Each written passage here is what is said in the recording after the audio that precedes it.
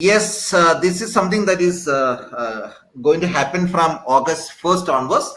There are some changes that is going to happen with the TOEFL IBT test because it is said that ETS spends around 37% of their profit every year for research in order to modify better the test in accordance with the requirements in the academic environment. So three changes are going to happen from effective from August 1st, 2019. One is my best scores, also known as super scores, help test takers show their really best. So this means if a test taker has taken one, two, or three tests, the test taker can take out the highest scores from each of their tests. For example, if you score high for reading in the first test, and then in the second test you score high for listening, and in the third test, for example, if you're taking the third test you score high for writing, then the my best score or the super score will mean the best scores out of all your tests, and these best scores are going to be accepted by universities and are going to be considered for your admissions.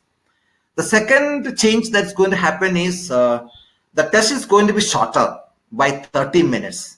Instead of 3.5 hours, the test is going to be 3 hours now, which means it is going to lessen the fatigue and you can improve the focus and can also improve the performance of the test taker. And the third one is easier registration, which means the test taker, it is going to improve user experience in the website, and they are going to make better their website. The registration and all the other details will be much easier and comfortable for the test taker. So the shorter test means, I have a slide on that. I hope all of you are able to see this. There are two sections: all tests before August 1st, 2019 and all tests after August 1st, 2019. So the reading section, we have 3 to 4 reading passages. Same, there's no changes to the reading passages, only there are fewer questions. Instead of 12 to 14 questions before August 1st, from August 1st onwards we are going to have only 10 questions each, and we have 54 to 72 minutes. Why it is said 3 to 4 passages? So every section, especially the reading and listening section, for research purpose, ETS includes an additional question in order to get the feedback from test takers on that. It's part of the research, and that passage will not be scored by the raters for the test taker.